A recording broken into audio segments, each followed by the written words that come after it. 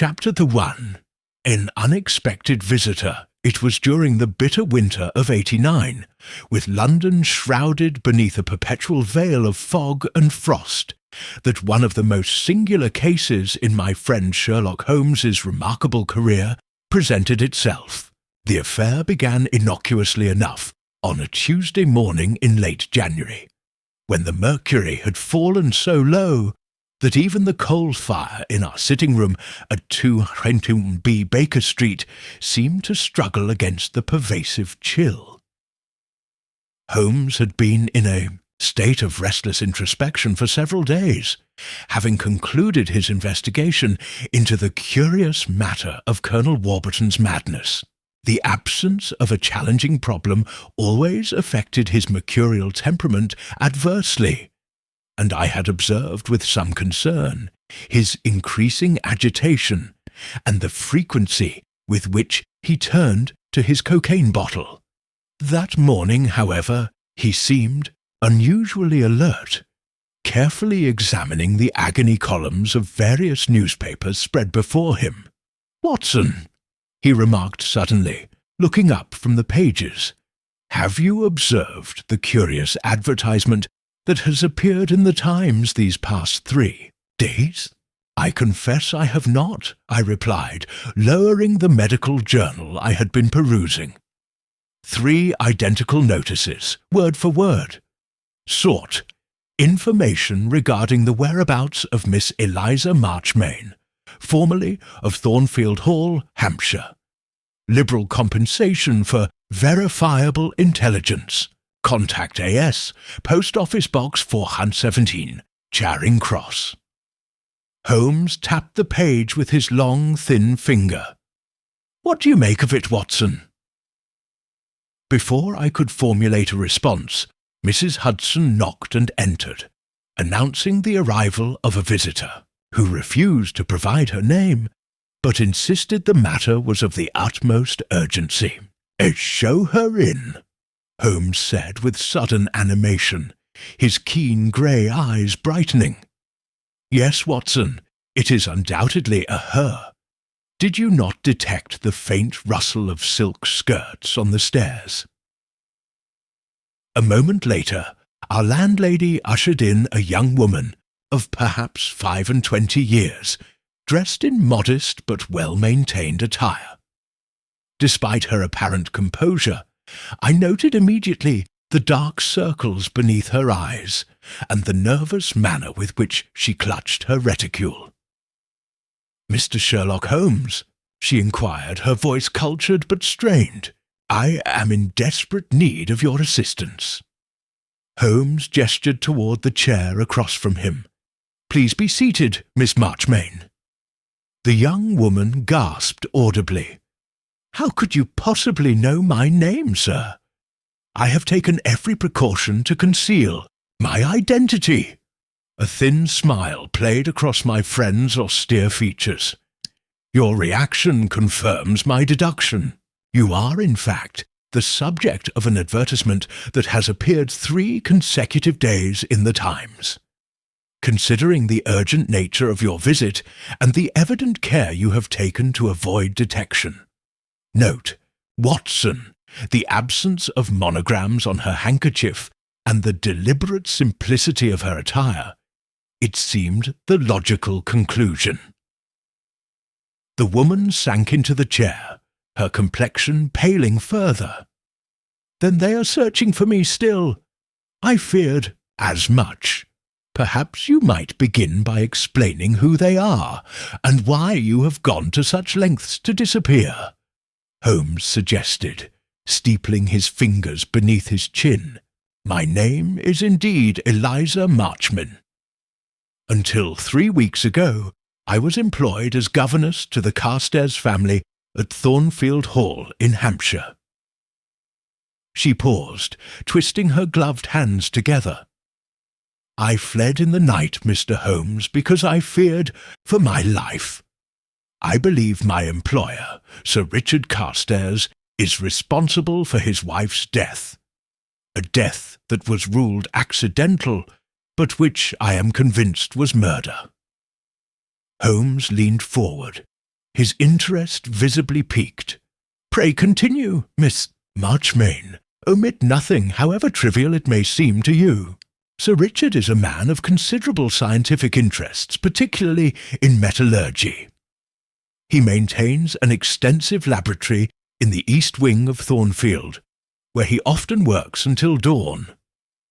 Lady Carstairs, my employer's second wife, was found dead in that laboratory 3 months ago, her body discovered beside a shattered vessel of what was determined to be copper sulfate solution."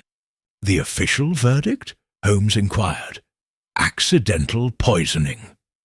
It was concluded that Lady Carstairs entered the laboratory unaccompanied, disturbed her husband's experiments, and subsequently ingested the toxic solution. But, Mr. Holmes, there are aspects of the case that make no sense, such as Lady Carstairs was terrified of her husband's laboratory. She would never have entered willingly, particularly not alone. Furthermore, she was discovered wearing evening attire. She had no reason to be in that part of the house at that hour. And then there is the matter of the copper beads. Holmes's eyebrows rose. "Copper beads?" "Yes, sir. Small spheres of pure copper, the size of small peas, were found scattered around her body. Sir Richard claimed they were part of an experiment, but I overheard him arguing with Dr. Jameson, the physician who attended the death scene. The doctor insisted that similar beads were found in Lady Carstairs' stomach during his examination. I saw Holmes's eyes flash with that familiar spark that indicated a case had captured his full attention." "And what precipitated your sudden departure from Thornfield Hall, Miss Marchmain?" he asked. "2 events, Mr. Holmes.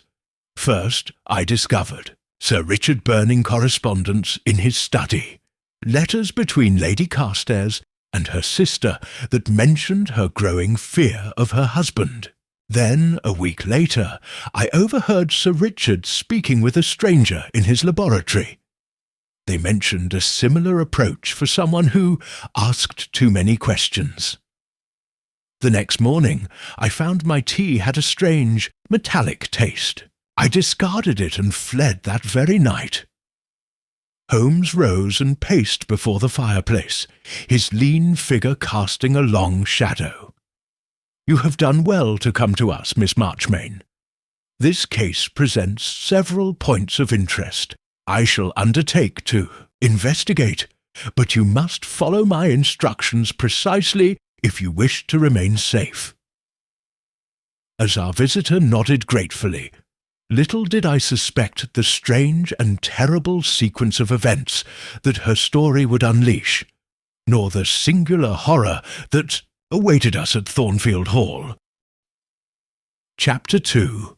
Baker Street Deliberations. Upon Miss Marchmain's departure, Holmes fell into that state of intense contemplation I had so often witnessed at the outset of a promising case. He sat motionless in his chair, eyes half closed, the smoke from his pipe curling lazily in the air before him. For nearly half an hour he remained thus while I busied myself with my notes, occasionally glancing toward my companion, knowing better than to interrupt his thought process. "This affair presents several points of distinct interest, Watson," he said at last, rousing himself from his reverie. "First, we have a scientist of repute who specializes in metallurgy. Second, a death involving copper compounds ruled accidental, yet with circumstances our client finds suspicious. Third, a governess who believes herself the target of a similar plot. Most significant, perhaps, are these curious copper beads found both around the body and, if the physician is to be believed, within the victim's stomach." "Do you believe Miss Marchmain's account?" I inquired. "She presents her case with admirable clarity, though we must, of course, verify her claims." The first step is to establish the facts regarding Lady Carstairs' death. I shall telegraph Lestrade immediately. Though the case occurred outside London, he may access the official reports." Holmes rose and strode to his desk. "In the meantime, Watson, perhaps you would be good enough to escort Miss Marchmain to secure lodgings. Mrs. Hudson's sister in Camberwell takes in respectable boarders and keeps a most discreet establishment." I agreed readily, and Holmes promptly penned 2 telegrams, one to Lestrade and another to an unknown recipient. "To whom is the second message addressed?" I asked as he prepared to summon the boy who ran errands for us. "To a former client in Hampshire who owes me a considerable favour, Mr. Henry Blackwood, whose family estate neighbours Thornfield Hall. I have requested information regarding Sir Richard Carstairs and his household." Holmes smiled thinly.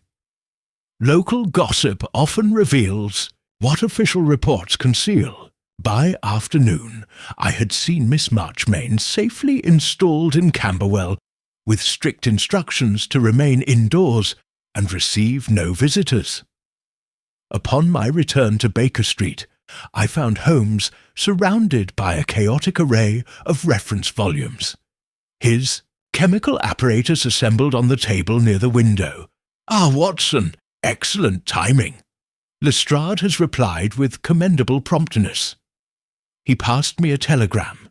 "The local police report confirms Miss Marchmain's account in its essentials. Lady Carstairs died approximately 3 months ago from ingestion of copper sulfate solution. The death was ruled accidental after Sir Richard testified that his wife sometimes displayed interest in his experiments despite her professed fear of the laboratory." "And the copper beads? Mentioned only as metallurgical samples present at the scene. There is no reference to beads found internally during examination, though that may have been deliberately omitted from official records." Holmes tapped the chemical apparatus. "Before him, I have been investigating the properties of copper and its compounds. Pure copper melts at 1085 degrees Celsius. For beads of pure copper to form, the metal must have been liquefied and then cooled rapidly. What significance do you attach to this? I cannot yet say with certainty. However, I am developing a hypothesis that requires further evidence." He gestured toward a small leather-bound volume. "I discovered this monograph on metallurgical poisoning cases in Europe. Most fascinating, particularly the section on copper toxicity." As evening descended, a second telegram arrived from Hampshire. Holmes read it with evident satisfaction. "Blackwood proves an excellent observer. Listen to this, Watson. Carstairs, widowed twice, inherited fortune from first wife. Second wife, former Lady Helena Grantham, wealthy in her own right. Carstairs' reputation as scientist considerable but controversial. Recent experiments secretive. Household staff reports frequent. Quarrels between couple before death. Young son from first marriage, Robert. Age 7. Primary charge of governess. Rumours of Carstairs' violent temper well established locally." "Twice widowed?" I remarked. "That seems significant." "Indeed. I believe tomorrow we must pay a visit to the offices of the Times to identify our mysterious advertiser, A.S." Holmes folded the telegram carefully. "I suspect this may be Lady Carstairs' sister, concerned by her sudden disappearance." And what of Sir Richard? Surely he must realize Miss Marchmain has fled to London. Precisely why we must move with haste, Watson. If Sir Richard is indeed the calculating murderer our client believes, he will not remain idle while a potential witness remains at large. Holmes reached for his pipe, his expression grave. I fear Miss Marchmain's life may be in genuine danger, particularly if what she witnessed was part of a pattern rather than an isolated incident. You suspect the First Lady Carstairs may also have been murdered? It warrants investigation. 2 wealthy wives, both dead under potentially questionable circumstances. The pattern is suggestive. Holmes rose abruptly. We should retire early. Watson, tomorrow promises to be eventful. As I prepared for bed that night, I found myself dwelling on the peculiar detail of the copper beads. What strange experiment had Sir Richard Carstairs been conducting, and how did it relate to his wife's death? Little did I realize that these innocent-seeming metal spheres would lead us into one of the most bizarre and disturbing cases in Holmes's career, nor that before the week was out, we ourselves would stand face to face with what the servants of Thornfield Hall had taken to calling the Copper Horror. Chapter 3. The Anonymous Advertiser. The morning brought a torrential downpour that transformed the London streets into glistening rivers of mud and refuse. Holmes and I breakfasted in silence, he absorbed in the morning papers while I attended to correspondence.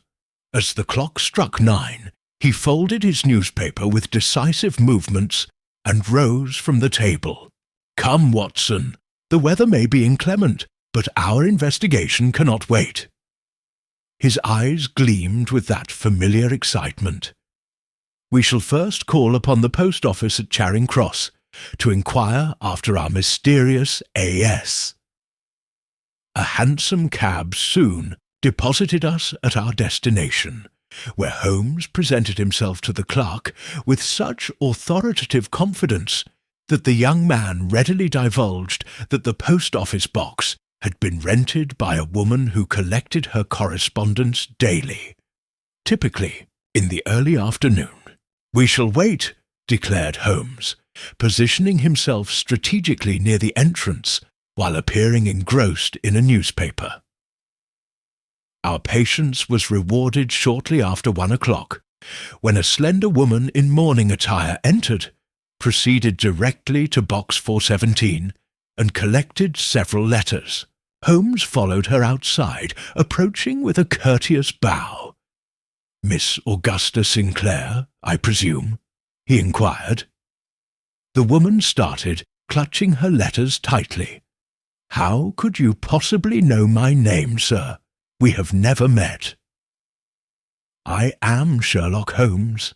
The initials A.S. on your advertisement, combined with the black bombazine of mourning and the monogrammed handkerchief visible in your sleeve, suggested the connection.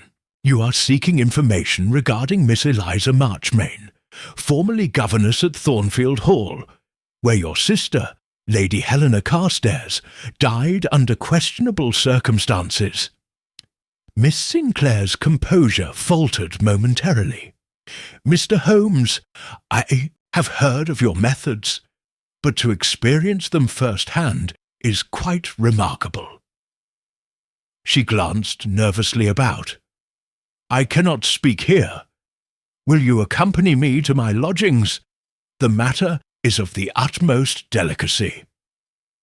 Within half an hour, we were seated in Miss Sinclair's modest but well-appointed sitting-room on Gower Street. Our hostess, having removed her veil, revealed a face bearing a striking resemblance to what one might imagine a younger, less careworn version of Miss Marchmain might look like. My sister Helena married Sir Richard Carstairs 18 months ago, she began. It was considered an excellent match. He a respected scientist with a fine estate, she a young widow with considerable personal fortune. Yet within months, Helena's letters grew increasingly troubled. She wrote of her husband's volatile temper, his obsession with his experiments, and his coldness toward her. Did she ever specify the nature of these experiments? Holmes inquired. Only vaguely. Something involving metallurgy and medical applications. Helena mentioned healing metals and transmutation, terms that meant little to me. Miss Sinclair extracted a letter from her writing desk. In her final correspondence, received just days before her death, she wrote, "I fear R has discovered my intentions. The copper process advances, and he watches me constantly. If anything should happen, know that the beads tell the tale." Holmes accepted the letter, examining it carefully. Most illuminating. And what of Miss Marchmain? When did you become concerned for her? Immediately following Helena's death. Miss Marchmain wrote to me in secret, expressing doubts about the circumstances. She described finding Helena's personal diary hidden beneath a loose floorboard in her chamber. But before she could examine it thoroughly, Sir Richard discovered her with it. He dismissed her concerns, claiming Helena had suffered from delusions. 2 weeks ago, her letters ceased abruptly. Miss Marchmain is safe for the present, Holmes assured her. She has sought our assistance after fleeing Thornfield Hall, fearing her own life in danger. Relief washed over Miss Sinclair's features. Thank heaven! Then my worst fears were justified. Mr. Holmes, I am convinced my sister was murdered, though I cannot prove it. The local authorities accepted Sir Richard's explanation without question. His standing in scientific circles and his friendship with the magistrate ensured minimal scrutiny. What of Sir Richard's first wife? I inquired. We understand he was previously widowed. Caroline Carstairs died 6 years ago, a wasting illness officially. Sir Richard married Helena barely a year later. Miss Sinclair hesitated. There is something else you should know. Shortly before her death, Helena confided that she had changed her will, leaving her personal fortune to her stepson, Robert, rather than to Sir Richard. The new will was to be executed by her solicitor in London. Holmes's eyes sharpened with interest. Was this new will ever produced? No. According to Sir Richard, no such document existed. Helena's previous will, leaving everything to him, was executed instead. A powerful motive indeed, Holmes murmured. Miss Sinclair, would you permit me to retain this letter? It may prove crucial evidence. After securing Miss Sinclair's agreement and promising to keep her informed of developments, we departed. Holmes was uncharacteristically silent as we walked, his brow furrowed in concentration. The case grows increasingly complex, Watson, he said finally. We must now verify Miss Marchmain's account regarding the diary and determine whether a new will was indeed drafted. But first, I believe a visit to the Royal Society's library is in order. I wish to examine Sir Richard Carstairs' published Research on Metallurgy, particularly anything involving copper compounds. As we turned onto Oxford Street, Holmes suddenly gripped my arm. Watson, observe the man in the grey ulster across the street, the one affecting interest in the shop window. He has been following us since Gower Street. I glanced discreetly in the indicated direction. Are you certain? Entirely. It seems Sir Richard Carstairs has already dispatched his agents to London. Holmes's lips curved in a grim smile. The game grows dangerous, my friend. We must proceed with utmost caution, for I suspect we face an adversary of considerable intellect and absolutely no scruples. Chapter 4. A Glimpse of the Copper. Process. Without breaking stride, Holmes guided me down a narrow side street, then through an alleyway that emerged near Russell Square. His intimate knowledge of London's labyrinthine byways never failed to astonish me. Only when he was satisfied we had evaded our pursuer did he hail a cab to convey us to the Royal Society. "This confirms our suspicions, Watson," he remarked as we settled into the hansom. "Sir Richard is aware of Miss Marchmain's flight to London, and has evidently deployed resources to locate her, or perhaps to monitor anyone who might assist her. Could he know she has approached us specifically? He may not, but a man of his intelligence would investigate all possibilities. The Baker Street address is hardly a secret to those who read your published accounts." Holmes smiled wryly. "Your literary efforts have made me rather more conspicuous than is ideal for certain investigations. At the Royal Society, Holmes was received with the deference accorded to distinguished members, though I knew his visits were infrequent. We were soon ensconced in the library, surrounded by scientific journals and monographs.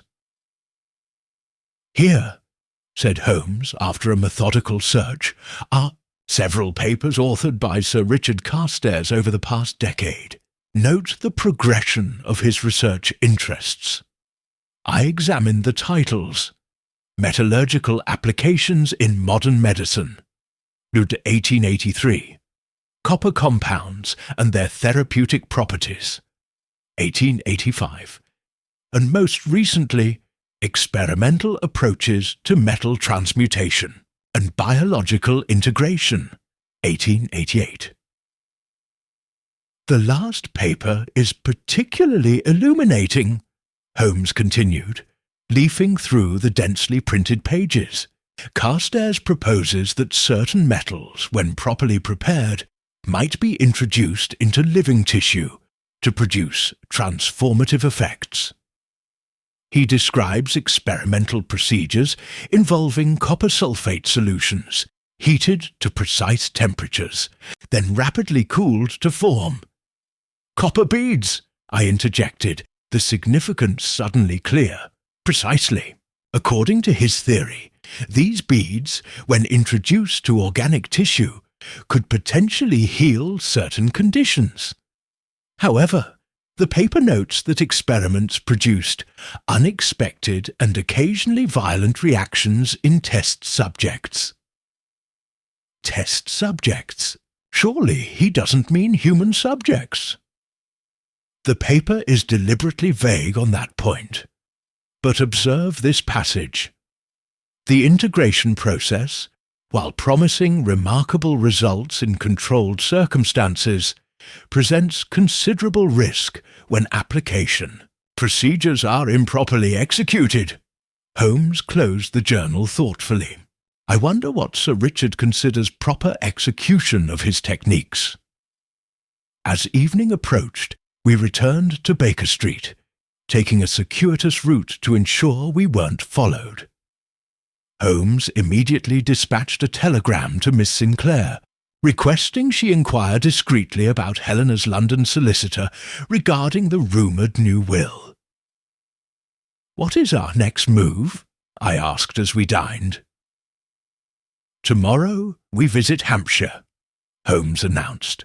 "I wish to inspect Thornfield Hall and interview the household staff while Sir Richard is presumably occupied in London searching for Miss Marchmain.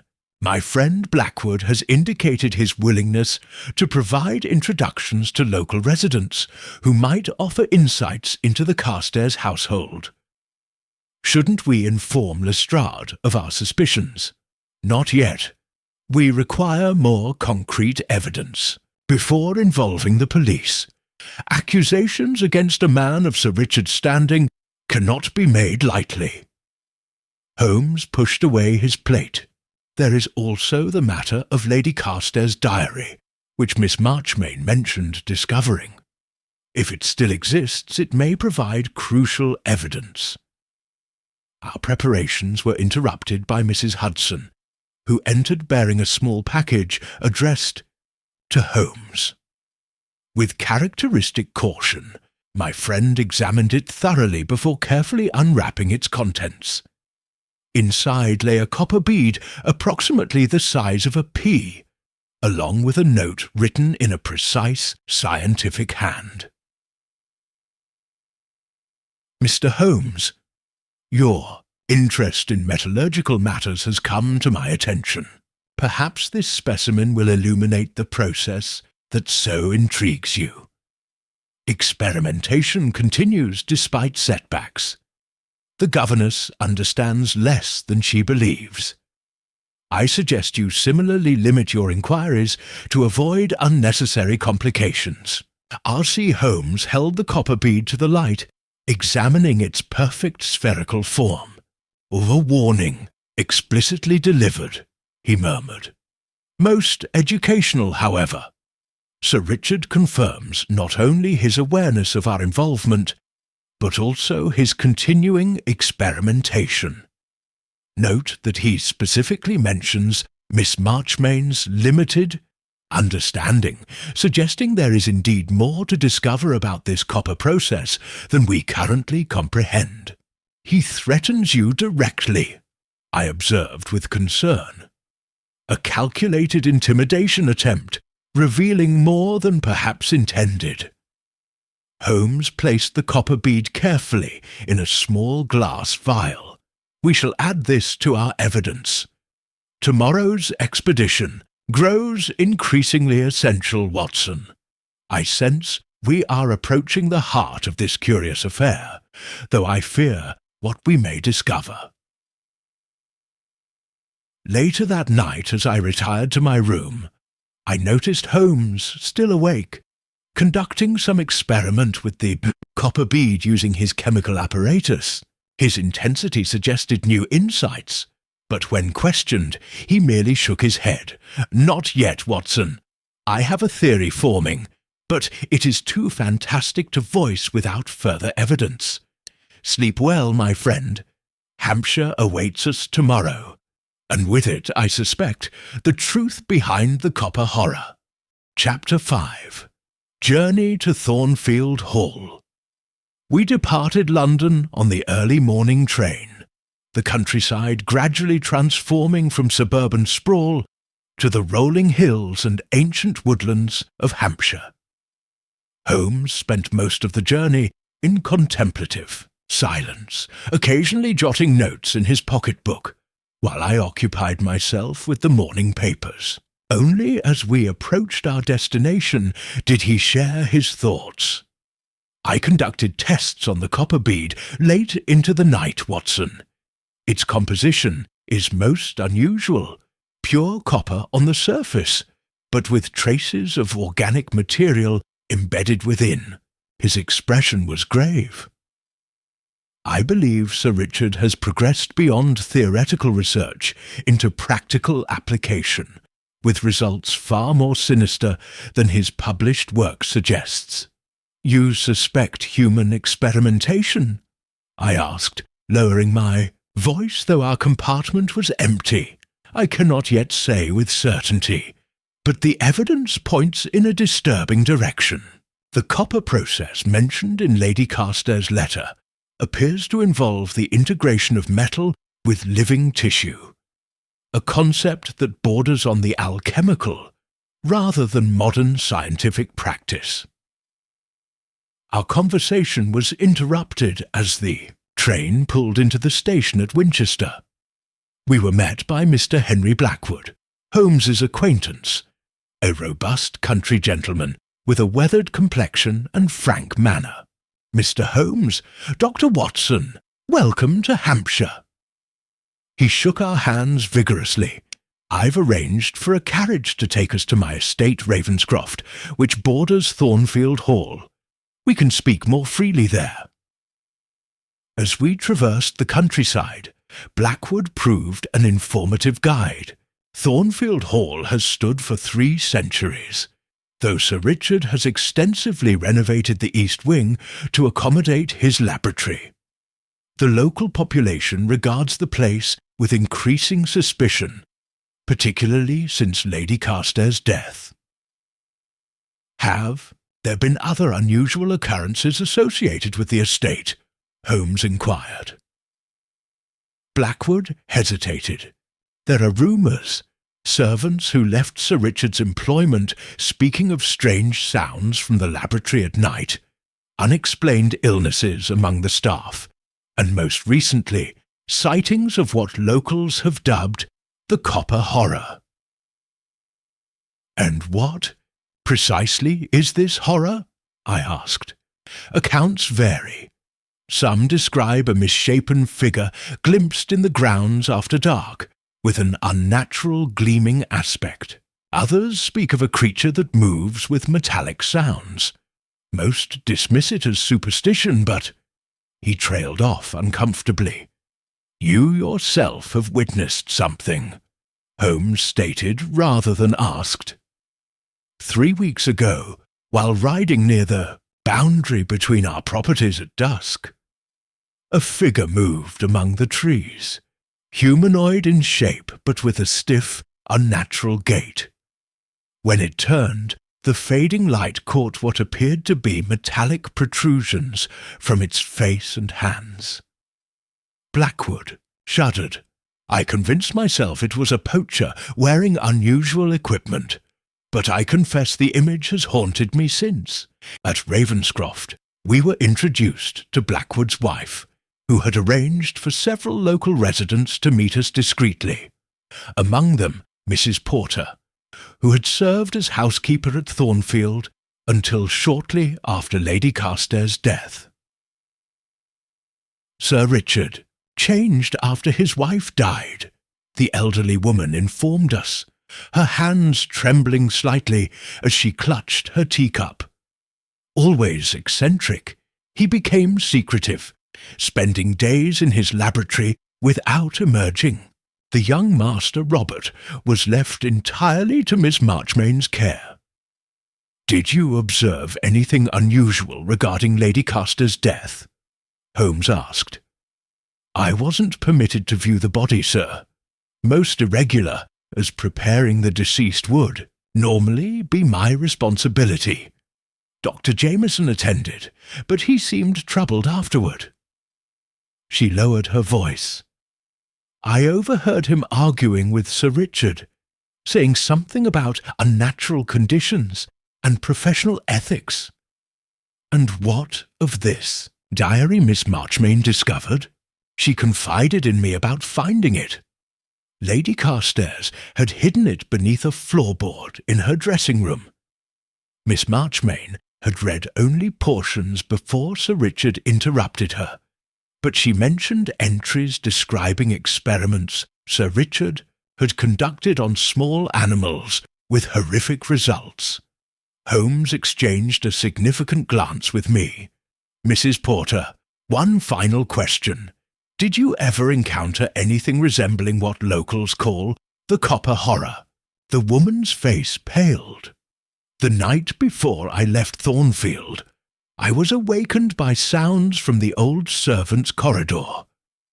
When I investigated, I glimpsed something moving in the darkness.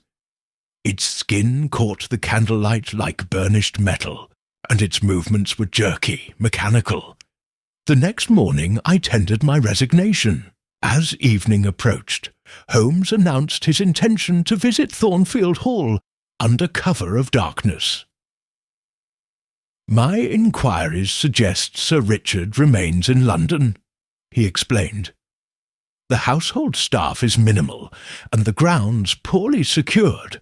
I must examine the laboratory, Watson. It sounds extraordinarily dangerous, I protested. Indeed, which is why you and Blackwood will accompany me only to the estate boundary. Should I fail to return by midnight, you are to telegraph Lestrade immediately with the details of our investigation thus far. Despite my misgivings, I knew better than to attempt dissuading Holmes once his mind was set. As twilight descended, The three of us set forth toward Thornfield Hall, little realizing the grotesque revelation that awaited within those ancient walls. Chapter 6. Within Thornfield's Walls. The approach to Thornfield Hall might have been designed expressly for a Gothic novel.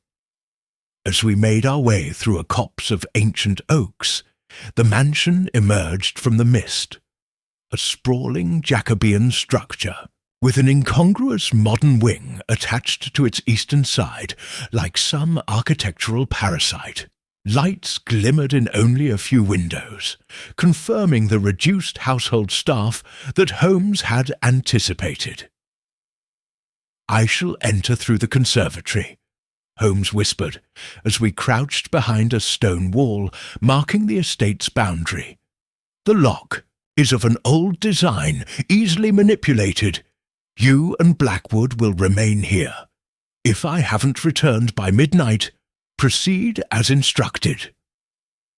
He melted into the darkness with that peculiar silent movement that often made me wonder whether my friend had, in some previous life, been a predatory creature of the night. Blackwood and I settled ourselves as comfortably as possible behind the wall, our position affording a clear view of the mansion, while keeping us concealed from any watchful eyes. "Extraordinary man, your friend," Blackwood murmured. "Does he often undertake such clandestine activities?" "More frequently than I care to remember," I replied, checking my pocket watch. Holmes had been gone barely 10 minutes, though it seemed considerably longer. We maintained our vigil in silence, interrupted only by the occasional hoot of an owl or rustle of woodland creatures. Nearly an hour passed before a sound from the direction of the house snapped us to alertness. A metallic crash, followed by what might have been a muffled cry. "Something's wrong," Blackwood whispered, half rising. "Should we—" His words were cut short by the appearance of a figure sprinting across the lawn toward us. Even in the moonlight I recognized Holmes's distinctive silhouette. He vaulted the wall with remarkable agility, his face ashen in the dim light. "Run!" he commanded breathlessly. "Back to Ravenscroft, immediately!" We needed no further encouragement. The three of us raced through the woodland, not slowing until we had put a considerable distance between ourselves and Thornfield Hall. Only then did Holmes pause, leaning against a tree, his chest heaving. "What did you see?" I demanded once. He had recovered sufficiently to speak. "Later, Watson. We must reach safety first. I fear we may be pursued." It was past 11 when we finally reached the sanctuary of Blackwood's study. Holmes sank into an armchair, accepting gratefully the brandy our host pressed upon him. His usually immaculate clothing was dishevelled, and a tear in his sleeve revealed a shallow cut beneath. "You're injured," I exclaimed. "A mere scratch, hardly worth your professional attention." Holmes waved aside my concern. "Gentlemen, what I discovered in Thornfield's East Wing exceeds even my most disturbing hypotheses." He drained his glass before continuing. "I gained entry as planned, and made my way to Sir Richard's laboratory. The facility is extensive, far beyond what one would expect for private research. The main chamber contains advanced equipment, electrical, apparatuses, heating furnaces, chemical distillation equipment, and surgical implements that have no place in metallurgical research." "Surgical implements?" Blackwood repeated uneasily. "Indeed, but it was a secondary chamber, accessed through a concealed door that revealed the true nature of the copper process." Holmes's expression grew haunted. "The room contained what I can only describe as experimental subjects, though victims would be more accurate. Animals, dogs, rabbits, even a small primate, in various stages of a grotesque transformation. Transformation? I prompted when he hesitated. The creatures had been subjected to what appears to be the forcible integration of copper into their living tissue. Some had metallic protrusions from limbs or spine. Others displayed patches of skin that had somehow been transmuted into a copper-like substance. All were alive, though in evident distress. Blackwood blanched. "Good God, this is monstrous!" "It grows worse," Holmes continued grimly. Adjacent to this chamber was a larger room, outfitted as a surgical theatre. There, I discovered documentation of Sir Richard's experiments, including detailed notes on the progression of what he terms metallization in his subjects. He extracted several folded papers from his inner pocket. I secured these pages as evidence, though my exploration was cut short when I heard someone entering the laboratory. "You were discovered?" I asked anxiously. "Not precisely." I concealed myself behind equipment and observed the arrival of what I initially believed to be Sir Richard himself, a tall figure in a laboratory coat. Only when it turned did I realize my error. Holmes paused, his gaze distant. "Gentlemen, I beheld what the locals have named the Copper Horror, a human form, yet hideously altered. The face and hands were partially transformed into living metal, with copper growths distorting the features beyond recognition. It moved with that unnatural gait Blackwood described, accompanied by a faint grinding sound." "One of Sir Richard's experiments?" Blackwood whispered. "No," Holmes replied quietly. "Unless I am greatly mistaken, it was Sir Richard's first wife, Caroline Carstairs." "Impossible!" I exclaimed. "The woman has been dead for 6 years." "Not dead, Watson, transformed. The diary entries refer repeatedly to C as the primary subject who has achieved complete integration despite persistent resistance. Sir, Richard has apparently maintained her in this half-human, half-metallic state as his most successful experiment." Holmes's voice was tight with controlled fury. "In fleeing, I accidentally overturned equipment, alerting this creature to my presence. The pursuit was brief, but rather too close for comfort." Blackwood had gone ashen. "We must alert the authorities immediately." "And we shall, but not local officials. This case requires Lestrade and his most discreet men. Moreover, we must act swiftly, not only to end this abomination, but to prevent Sir Richard from disposing of evidence or subjects." Holmes rose decisively. "I shall compose telegrams to both Lestrade and Miss Sinclair. The latter must secure legal documentation regarding Lady Helena's revised will, if it exists. Meanwhile, we must determine whether Sir Richard has returned from London, for I fear Miss Marchmain may not be his only target." Chapter 7. The copper diary dawn had barely broken when a telegram arrived from Miss Sinclair, delivered by a bleary-eyed village boy to Ravenscroft. Holmes tore it open eagerly, his eyes scanning the brief message. "Most illuminating," he announced. "Miss Sinclair has located her sister's solicitor, a Mr. Harrison of Lincoln's Inn Fields. He confirms that Lady Helena consulted him about revising her will just weeks before her death, expressing concerns about her husband's stability and the welfare of her stepson. The new document was drafted, but never formally executed. Helena died before the final signing." "So there is no legal proof of her intentions," I observed. not in a form admissible in court, but Harrison retained his notes and the draft document, which clearly indicates her intention to redirect her fortune from Sir Richard to young Robert, with Miss Sinclair as trustee. Holmes folded the telegram thoughtfully. A powerful motive for murder. Wouldn't you agree? A second telegram arrived shortly thereafter from Lestrade, confirming that he and a select group of officers would arrive by the afternoon train. Holmes immediately dictated a response, providing precise instructions for their approach to Thornfield. Hall.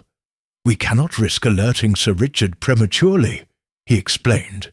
Lestrade must position his men discreetly around the estate, while we determine whether our quarry has returned from London. Blackwood volunteered his groundskeeper, a reliable man named Jenkins, to make cautious inquiries in the village. He returned by mid-morning with troubling news. Sir Richard's carriage was observed arriving at Thornfield shortly after midnight, Holmes informed us, having debriefed Jenkins privately. Moreover, there appears to have been unusual activity in the East Wing throughout the night. Lights, seen until dawn, and what one village resident described as unearthly sounds. He's accelerating his experiments, I suggested. Perhaps, or possibly eliminating evidence. Either way, we cannot wait for Lestrade's arrival to continue our investigation. Holmes paced the study, his lean figure radiating tense energy. There is another matter requiring immediate attention. The diary Miss Marchmain discovered. If it contains Lady Helena's observations of her husband's activities, it may provide crucial evidence. You intend to return to Thornfield? I asked incredulously. After your narrow escape last night? Not I, Watson, Holmes smiled thinly. Sir Richard has undoubtedly increased security following my intrusion. However, there is another approach. He turned to Blackwood. Your estate employs a housemaid previously in service at Thornfield, does it not?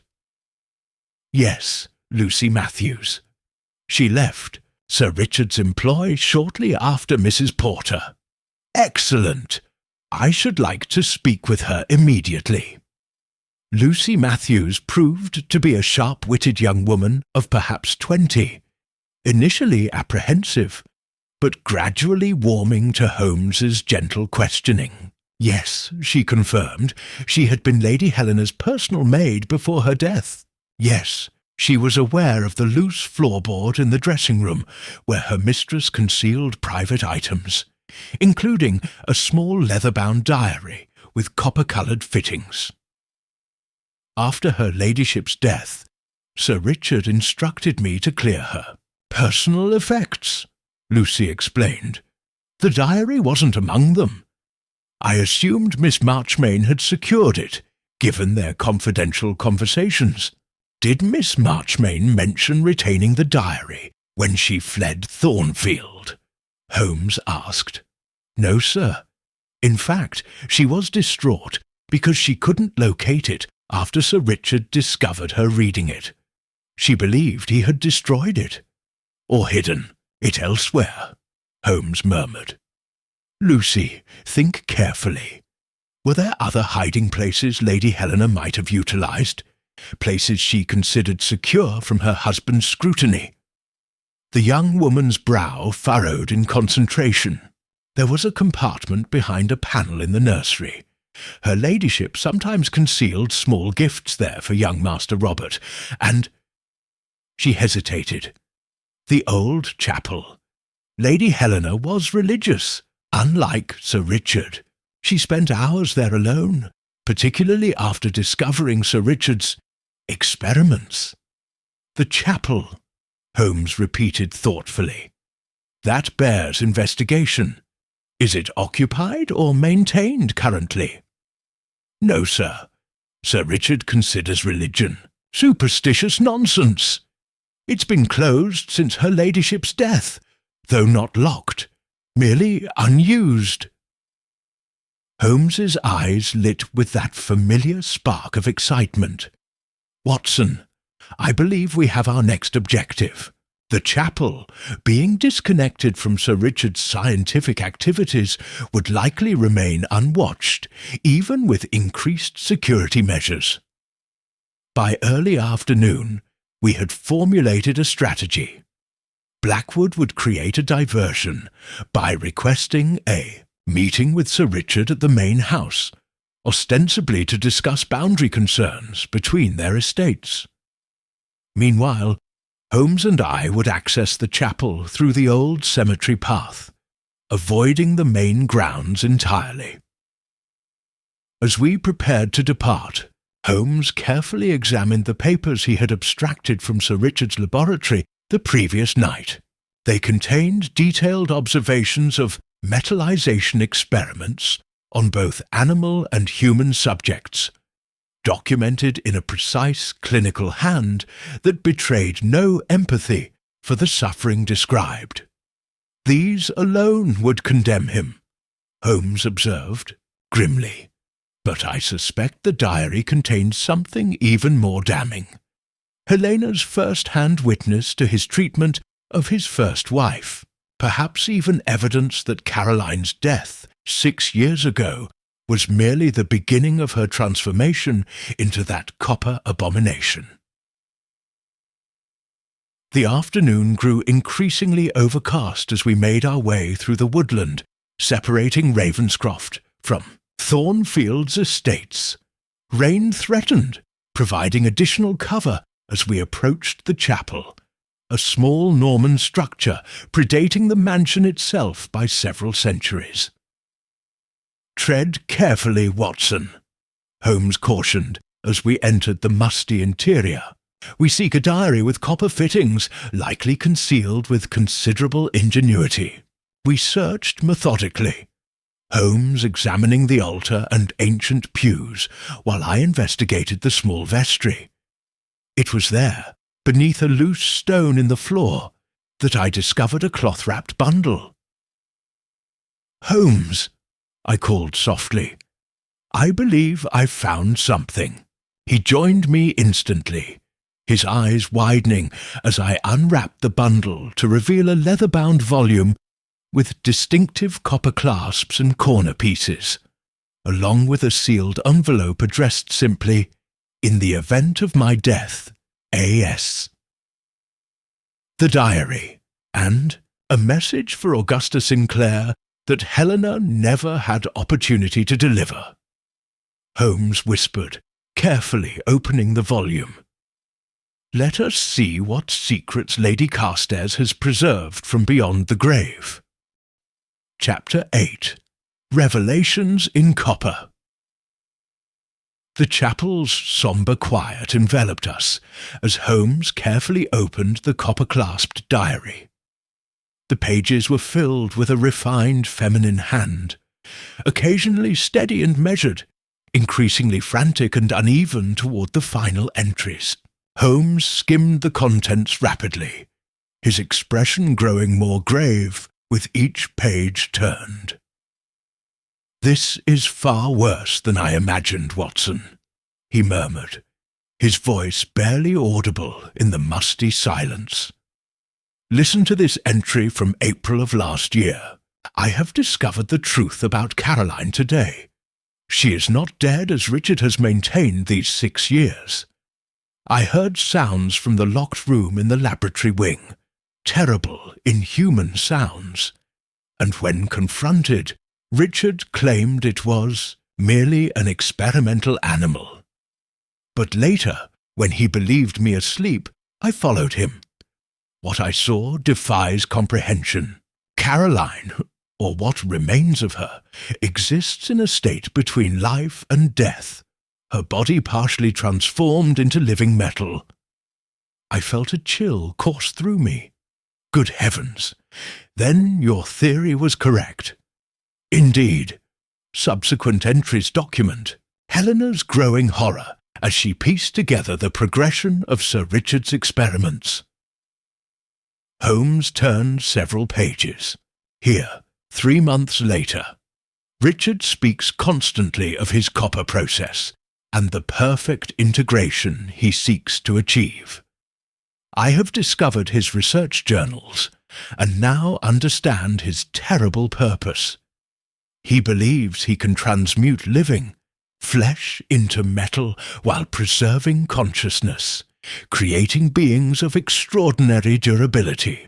Caroline was his first subject, chosen because her terminal illness provided both opportunity and justification.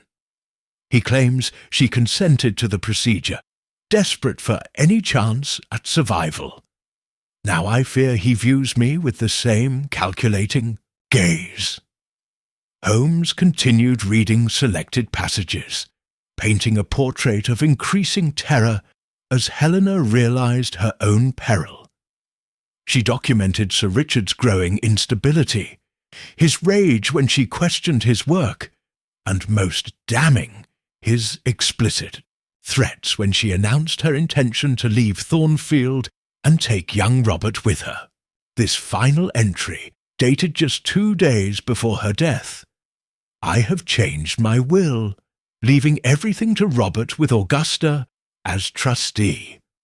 Richard suspects his fury was terrifying. Today, I observed him preparing a copper sulfate solution of the same distinctive blue color he administered to Caroline at the beginning of her treatment. I am not ill, yet he speaks of preventative measures and watches me constantly. I have confided my fears to Miss Marchmain and entrusted her with this diary should anything happen to me. If I die suddenly, let it be known that Richard Carstairs is my murderer, and he employs copper as his weapon. Holmes closed the diary with a solemn finality. We have our evidence, Watson. Helena Carstairs was indeed murdered, poisoned with copper sulfate as the first stage of the same transformation process inflicted upon Caroline. But why? I asked. What could possibly motivate such monstrous experimentation? Several factors, I suspect. Scientific ambition unchecked by moral constraints. Sir Richard genuinely believes he has discovered a revolutionary process. Financial gain. Both wives brought substantial fortunes that funded his research. And perhaps most disturbing, the desire for control. These women are not merely subjects but possessions, preserved in a state of perpetual subservience. Holmes carefully wrapped the diary and letter in their protective cloth. We must convey these to Lestrade immediately. A sudden noise from outside the chapel froze us both. Footsteps crunched on the gravel path, accompanied by the faint but unmistakable metallic grinding sound Holmes had described from his encounter with the copper horror. "The window, quickly," Holmes whispered, gesturing toward a narrow stained-glass opening at the rear of the vestry. Without hesitation, I forced the ancient frame outward, creating barely enough space for us to squeeze through. Holmes passed, me the precious diary before following, and we flattened ourselves against the chapel's exterior wall just as the main door creaked open. From our precarious position, we could hear movement within, the uneven, dragging footsteps of the horror, accompanied by a second, more natural gait. "She is not here, Father!" The voice was young, high-pitched, yet with an unnatural metallic resonance that sent shivers down my spine. "Search thoroughly, Robert. The diary must be found and destroyed before those meddlers return." The second voice was unmistakably that of Sir Richard Carstairs, cultured, authoritative, utterly cold. I glanced at Holmes in shock. Young Robert, Sir Richard's 7-year-old son, appeared to have joined the ranks of his father's experiments. Holmes motioned for silence, then indicated we should edge around the chapel toward the cemetery path. We moved with agonizing slowness, every snapping twig threatening to reveal our presence. Only when we reached the shelter of the ancient yew trees did Holmes speak, his voice a barely audible whisper. "Sir Richard has extended his experiments to his own son. This exceeds even my darkest expectations." His face was rigid with controlled fury. We must reach Lestrade before the situation deteriorates further. As if in response to his words, we heard shouts from the direction of Thornfield Hall, followed by the sharp report of gunfire. "The police have arrived," Holmes deduced, "perhaps earlier than planned, thanks to Blackwood's diversion. Sir Richard will know himself cornered. Come, Watson, we must join Lestrade immediately. This confrontation has become infinitely more dangerous." We raced through the woods toward the mansion, the diary clutched securely against my chest, unaware that the true horror of Thornfield Hall was yet to reveal itself in full. Chapter 9. The Confrontation. We arrived at Thornfield Hall to find the grounds in chaos. Lestrade and his men had formed a cordon around the mansion, with several officers positioned at key entrances. The inspector himself stood at the front entrance, directing operations with characteristic efficiency. "Holmes!" he exclaimed upon seeing us. "Thank heavens! We arrived to find Blackwood being forcibly removed from the premises by some brute of a manservant. When my men intervened, shots were fired from an upper window." "Any casualties?" Holmes asked tersely. "One constable wounded, though not critically. Sir Richard has barricaded himself in the east wing with what appears to be a small child and—" Lestrade hesitated. "Holmes, my men report seeing a figure that matches no natural description. Metallic in appearance, moving with mechanical motions." "The copper horror," I supplied grimly. "Actually, Lady Caroline Carstairs, Sir Richard's first wife, transformed through his hellish experiments." Lestrade's expression would have been comical under less dire circumstances. "Transformed? What devilry is this?" "Scientific devilry of the most abhorrent kind," Holmes replied, producing the laboratory notes he had secured the previous night. "Sir Richard has developed a process to integrate metal, specifically copper, into living tissue, effectively transmuting flesh into a metallic substance while maintaining life functions. His first wife was his initial success, followed by attempts on his second wife, Helena, who died during the initial stages of the process. Now, it appears, he has subjected his own son to similar experiments." "Good God!" Lestrade blanched visibly. "And you say you have evidence of these abominations?" "Both his own scientific documentation and this," I said, presenting the diary. Lady Helena's account of her husband's activities and her fears for her own safety prior to her death. It constitutes a posthumous accusation of murder. While Lestrade examined these materials, Holmes surveyed the mansion with narrowed eyes. "The confrontation has driven Sir Richard to desperation," he murmured. "He will not surrender, not with evidence that would condemn him to the gallows. We must proceed with extreme caution." As if to validate his assessment, a window on the second floor of the east wing shattered, and Sir Richard Carstairs' voice rang out.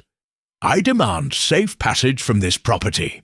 Any attempt to enter this wing will result in consequences beyond your comprehension." "Stand firm, Lestrade," Holmes advised. "He's bluffing, trying to buy time, possibly to destroy remaining evidence, or perhaps—" He paused, his expression darkening. To complete some final stage of his experiments, Holmes stepped forward, positioning himself where Sir Richard could see him clearly. "Sir Richard Carstairs," he called. "This is Sherlock Holmes. Your position is untenable. We have secured both your laboratory notes and Lady Helena's diary. The copper process is exposed, along with your crimes against both your wives and now your son." A moment of silence followed. Then a harsh laugh echoed from the broken window. "You understand nothing, Holmes. My work transcends your petty moral judgments. I have achieved what alchemists dreamed of for centuries, the perfect union of metal and flesh, creating beings of unprecedented durability. Caroline lives, though you would call her condition monstrous. Helena would have joined her had she not resisted the process so vigorously. And Robert, my son, will become the first of a new generation perfected beyond human frailty." "This is madness," Lestrade muttered. "Shall I order my men to storm the wing?"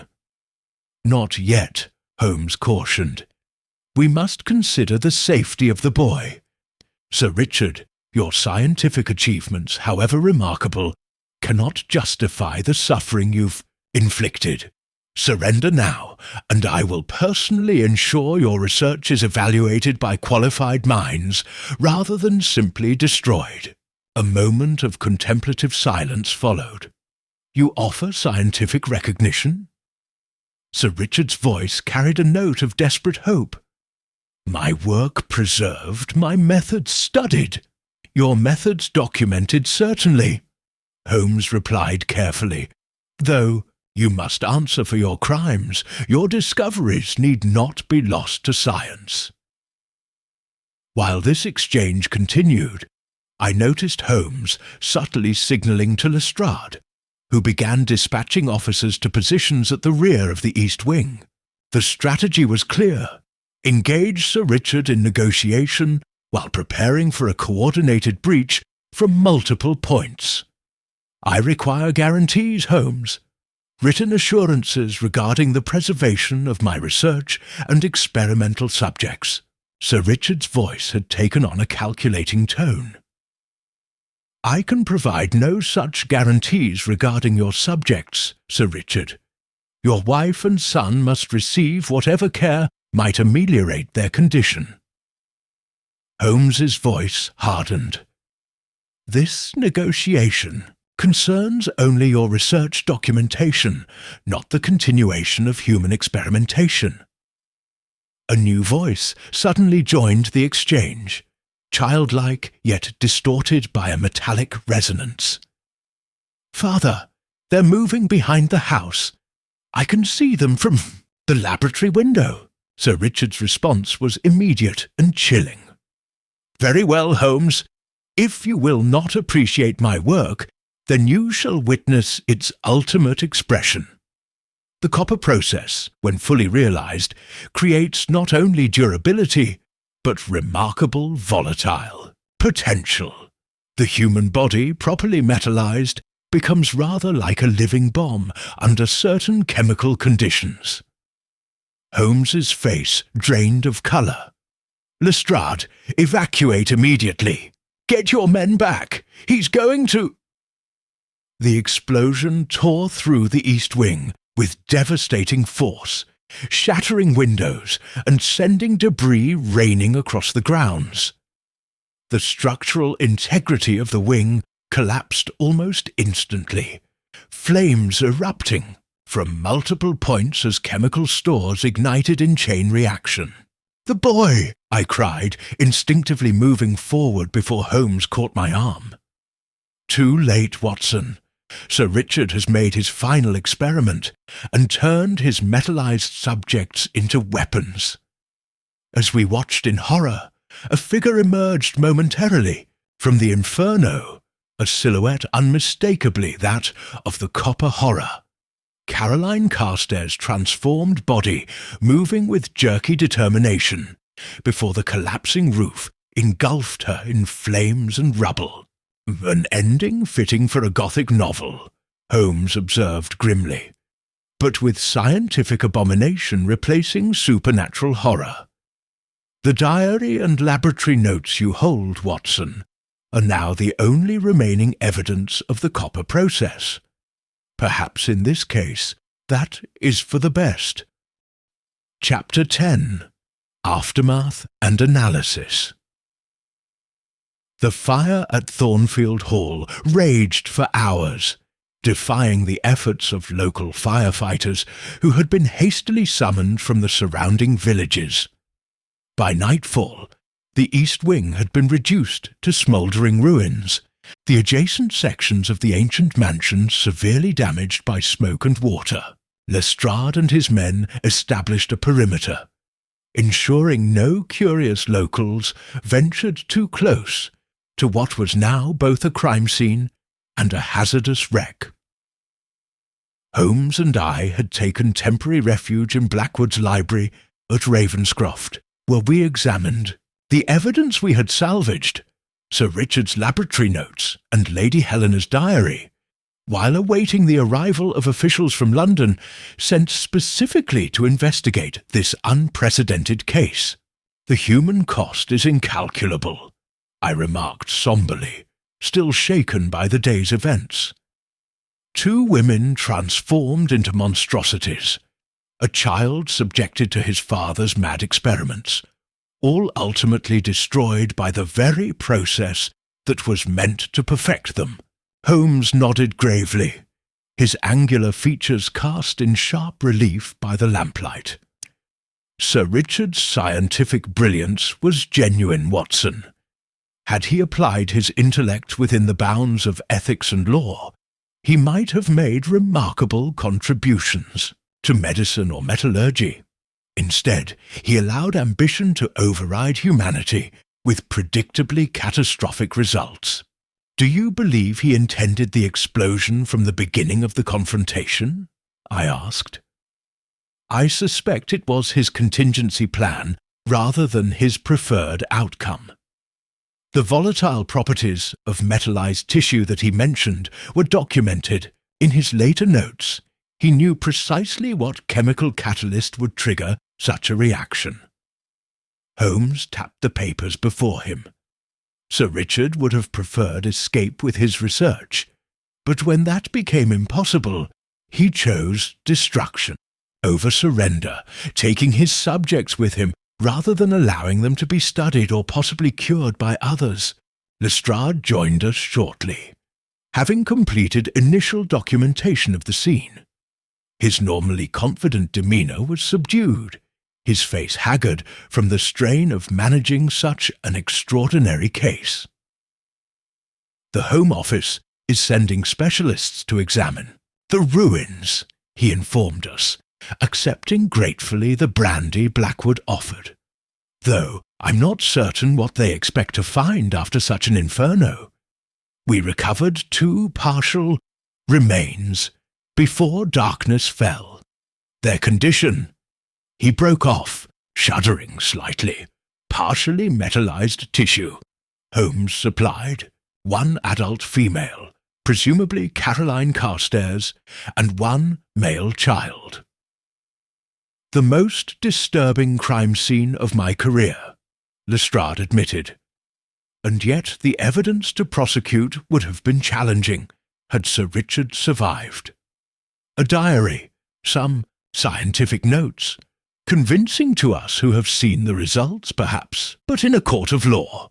Justice has been administered, though not by legal means, Holmes observed. Sir Richard Carstairs has answered to a higher court than Old Bailey. Miss Sinclair arrived the following morning, having travelled overnight upon receiving Holmes's telegram.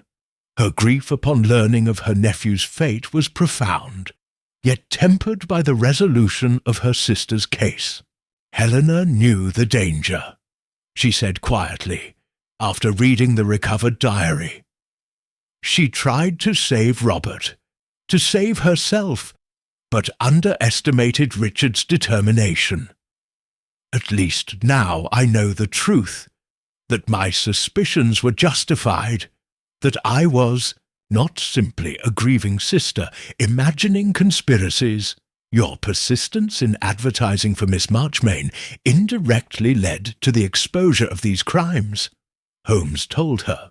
Without that connection, Sir Richard might have continued his experiments indefinitely. Speaking of Miss Marchmain, a telegram arrived from Camberwell confirming her safety.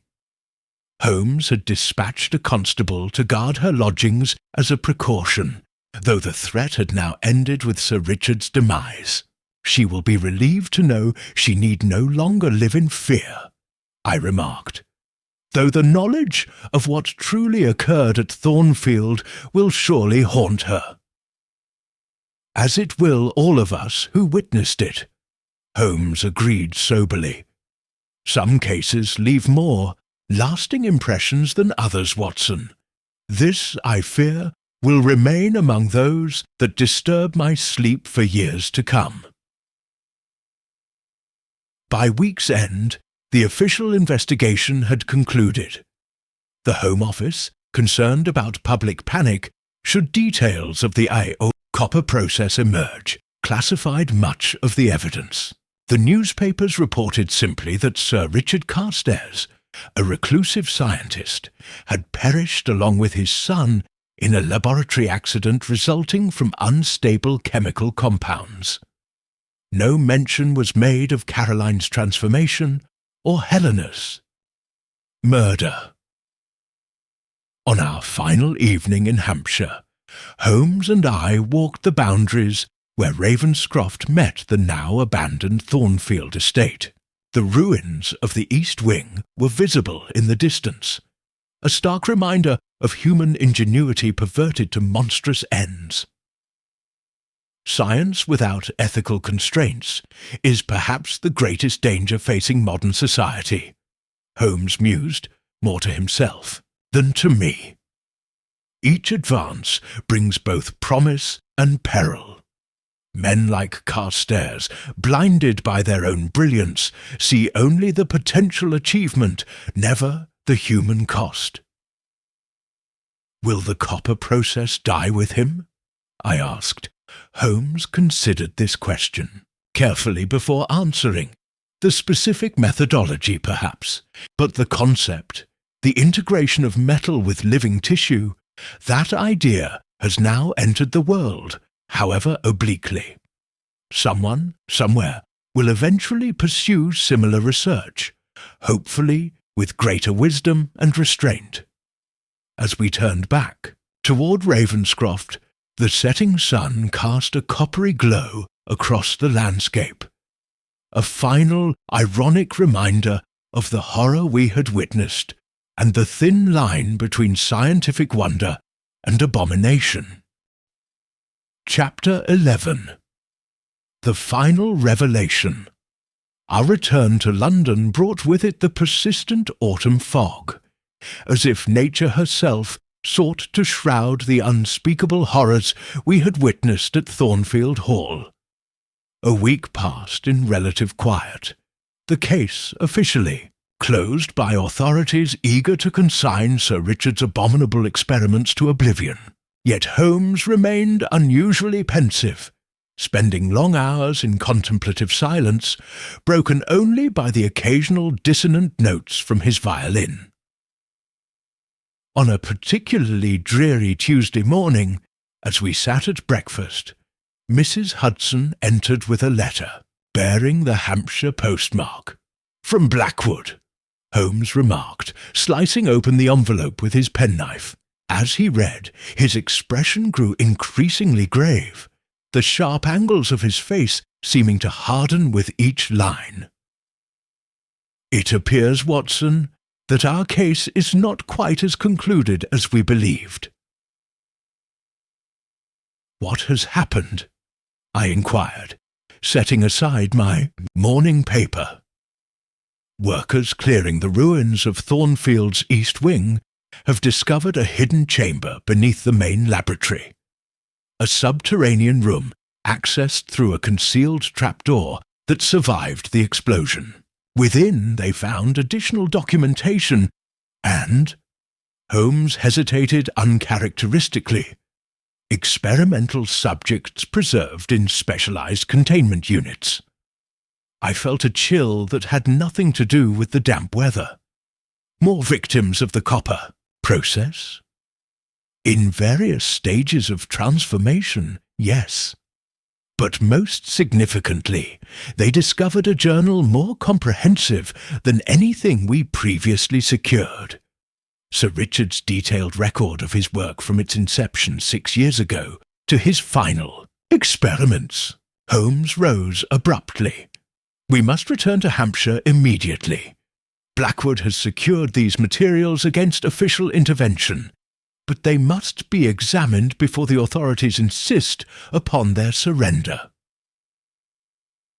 By afternoon we were again on the train to Winchester.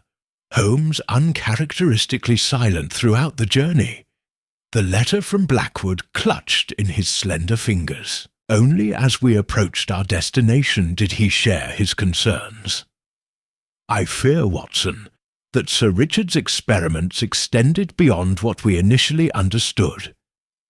This hidden chamber suggests a level of preparation and foresight incongruous with a man driven solely by scientific obsession. There was method in his madness, perhaps even external direction. At Ravenscroft, Blackwood greeted us with evident relief.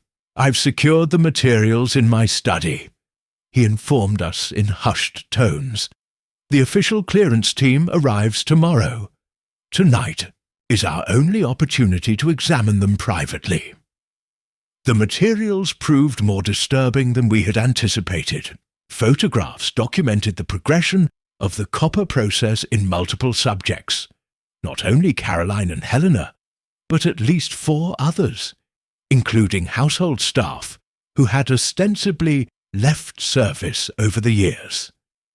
Most alarming were the detailed sketches of the completed integration Sir Richard had sought to achieve, a being neither fully human nor fully metallic, but a perfect hybrid, possessing extraordinary strength, durability, and adaptability. These subjects were merely steps toward his ultimate goal.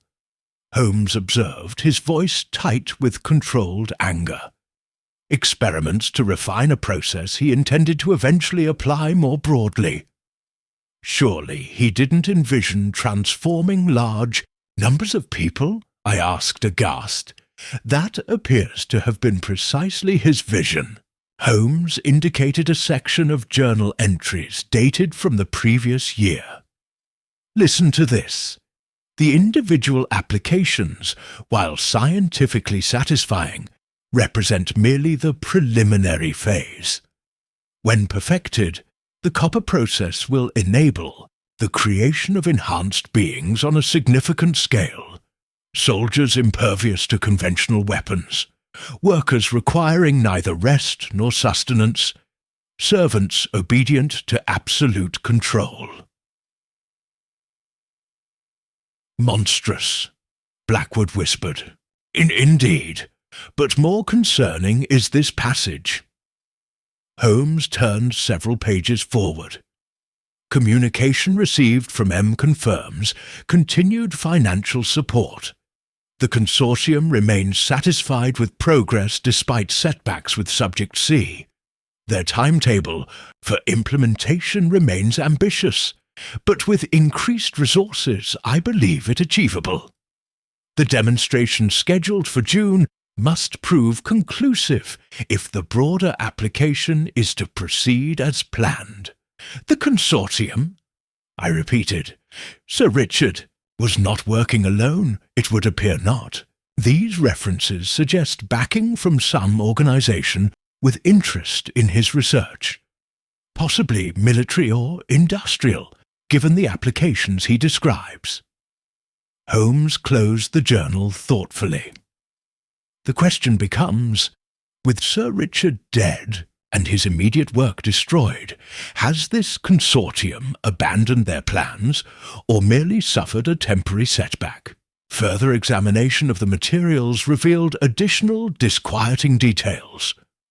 Correspondence bearing only initialed signatures, financial records documenting substantial deposits from untraceable sources, and most alarming, a list of potential or acquisition candidates for future experimentation, including individuals from various social strata across England.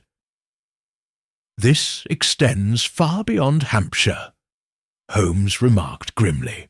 Sir Richard was merely the scientific instrument of a much larger design, a pawn, however brilliant, in a game whose full dimensions remain unclear. As midnight approached, we carefully repackaged the materials, Holmes retaining only certain key documents that Blackwood would report as destroyed in the original explosion. These must be secured where the consortium, whoever they may be, cannot access them. Holmes explained, Mycroft's assistance will be essential. Our return to London the following day was conducted with heightened vigilance, Holmes insisting on multiple changes of transport to ensure we weren't followed.